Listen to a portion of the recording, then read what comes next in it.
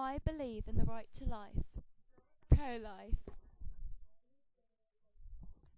Life is a precious gift that is given from God to mankind. When a child is born, it is cause for celebration because a new person with his or her own personality and looks has come into the world. This is why I know abortions are wrong. As Mother Teresa said, I feel the greatest destroyer of peace today is abortion, because it is a war against the child, a direct killing of the innocent child, murdered by the mother herself. And if we can accept that a mother can kill even her own child, how can we tell other people not to kill one another? How do we persuade a woman not to have an abortion?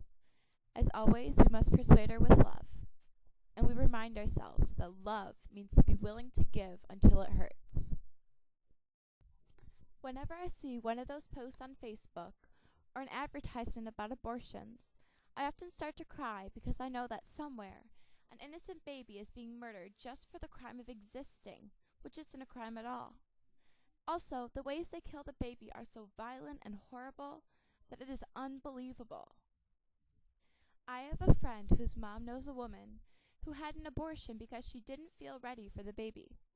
The mom could not believe that the woman made the choice to kill the precious life living inside of her and stop being this woman's friend because there was no way she was willing to be friends with a woman who had committed a murder.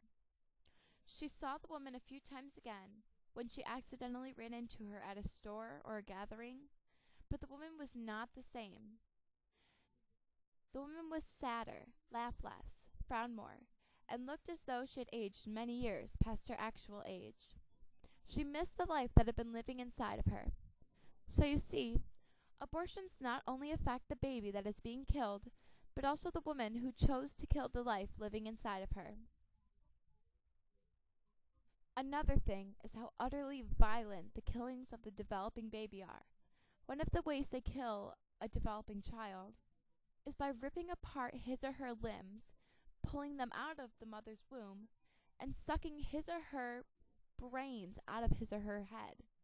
This shows cruelty beyond measure. A human who is being created by God's own hand in a mother's womb is ripped apart brutally by a man who has learned the science and art of performing an abortion. It frustrates my very soul to know that this kind of thing is happening all over the world. I believe abortion is wrong because, as John Powell, a professor of theology, once said, each child is sent into this world by God with a unique message to deliver, a new personal act of love to bestow. Bibliography.